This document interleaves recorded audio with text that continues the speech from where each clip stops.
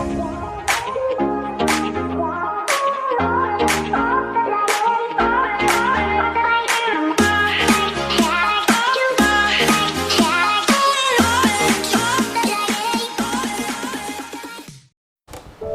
sahabat bimbingan Alkitabiah.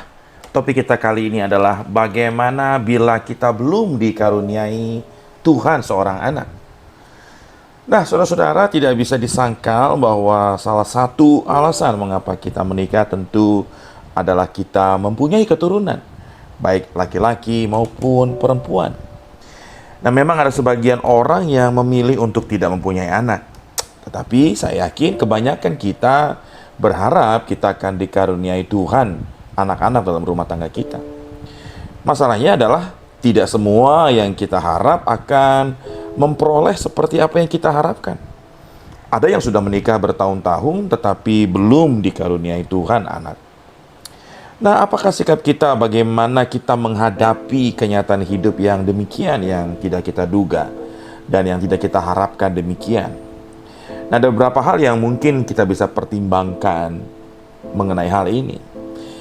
Yang pertama adalah kita harus tetap mempercayakan hidup kita sepenuhnya kepada Tuhan, termasuk rencana-rencana kita yang baik, yaitu memiliki anak. Saudara-saudara, memang menginginkan anak adalah sebuah keinginan yang baik. Apalagi bila kita mengerti bahwa anak adalah anugerah Tuhan. Jadi untuk kita persembahkan juga anak-anak kita kepada Tuhan untuk hormat dan kemuliaannya. Meski ini adalah keinginan yang baik, kerinduan yang baik dari kita yang menikah, kita tetap harus mempercayakan keinginan itu kepada Tuhan dan mempercayai dan menerima apa yang menjadi keputusan Tuhan.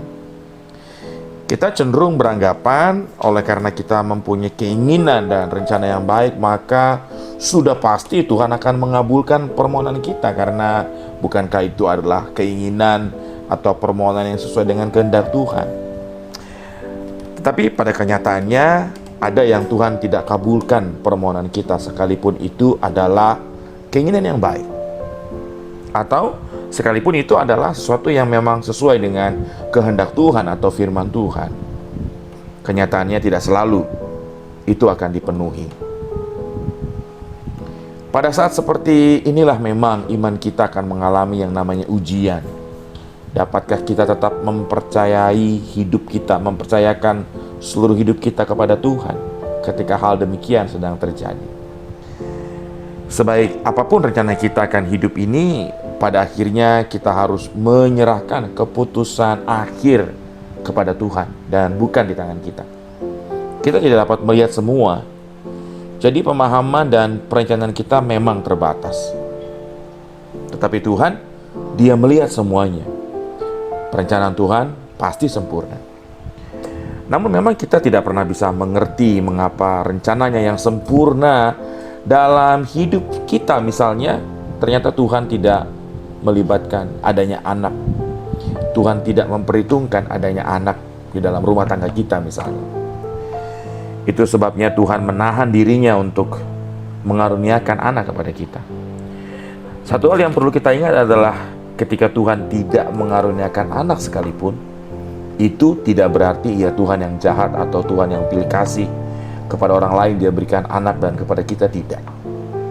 Kita tetap harus percaya kepada Tuhan bahwa rencananya tetap adalah keluar dari hati Allah yang baik bagi kita. Tuhan tidak pernah merancangkan yang jahat bagi hidup kita. Jadi sekalipun itu adalah hal yang tidak sesuai dengan harapan kita, kita tetap mempercayakan seluruh hidup kita, termasuk adanya anak atau tidak, kepada Tuhan. Dan biarlah apa yang jadi keputusan Tuhan, itu yang kita terima di dalam hidup kita. Yang kedua, saudara-saudara, kita tetap mesti melihat bahwa hidup tanpa anak bisa saja juga menjadi sebuah rencana Tuhan. Dan itu bisa menjadi rencana Tuhan yang utuh, bukan sebagai suatu kesalahan atau kekurangan. Ya, memang seringkali kita berpikir bahwa pernikahan tanpa anak adalah suatu kesalahan atau kekurangan dan membuat kita tidak berbahagia, sebagai sesuatu yang tidak lengkap. Saya yakin mungkin pada umumnya tidak ada yang tidak ingin memiliki anak dalam rumah tangganya. Tetapi sebenarnya pemikiran ini adalah keliru, sebab Tuhan tidak pernah menetapkan bahwa pernikahan memang haruslah membuahkan anak. Bahkan dalam firman Tuhan tidak ada janji bahwa Tuhan akan mengaruniakan anak. Pernikahan yang tidak dikaruniakan anak adalah suatu kehidupan yang utuh tetap saja, sama utuhnya dengan pernikahan yang memang dikaruniakan anak oleh Tuhan. Memang pada umumnya orang akan beranggapan bahwa pernikahan belumlah lengkap jika belum dikaruniai anak. Akan ada rasa bersalah, ada merasa tertuduh, ada perasaan-perasaan berdosa yang mungkin menjadi penyebabnya.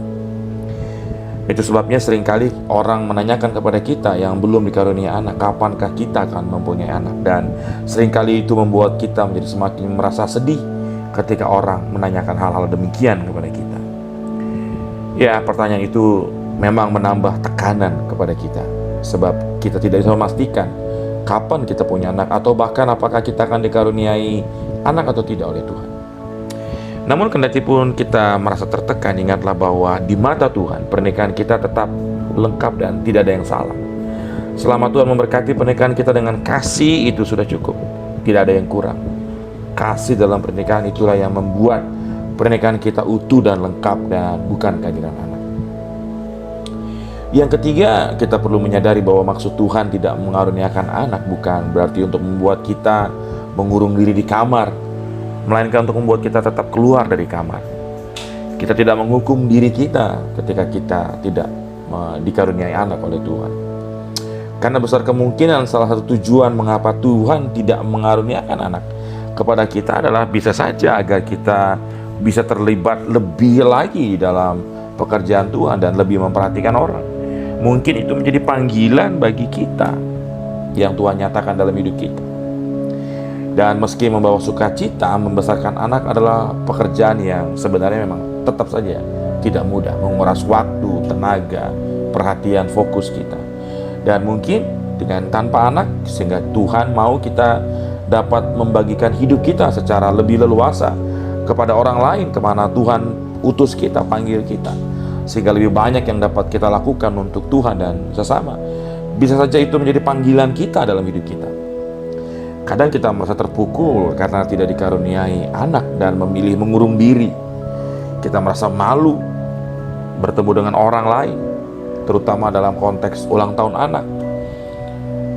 Akhirnya kita menolak pergi karena enggan berjumpa orang yang sebaya dengan kita, teman kita, seusia kita, ke pesta ulang tahun membawa anak, dan kita tidak membawa anak. Itu membuat kita merasa sedih dan akhirnya mengurung diri dan tidak mau bersosialisasi. Perasaan ini dapat dimengerti, tetapi sebaiknya tidak dibiarkan perasaan demikian menguasai hidup kita. Jangan sampai kita membatasi ruang pergaulan karena kita belum mempunyai anak atau bahkan tidak dikaruniai anak. Ketika kita bercakap-cakap dengan orang lain tentang anak hanyalah salah satu topik yang kita bisa bicarakan ketika kita berkumpul atau bersosialisasi. Juga sewaktu kita bertemu dengan saudara atau teman yang dikaruniai Tuhan akan seorang anak, tetaplah kita bisa merasakan bersukacita bersama dengan mereka. Kita harus tetap menunjukkan bahwa kita tetap senang dan tidak iri atas berkat Tuhan yang orang lain terima dan kita tidak terima.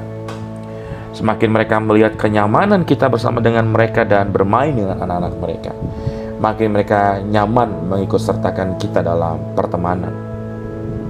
Sebaliknya, makin kita terlihat tidak nyaman, makin itu membuat mereka sungkan mengundang kita. Jadi pertahankanlah segala tali silaturahmi, relasi dengan orang-orang lain, dengan kerabat, dengan teman. Dan bisa jadi orang-orang yang kita layani, mereka sesungguhnya anak-anak rohani bagi kita. Bisa jadi itulah panggilan Tuhan dalam hidup kita.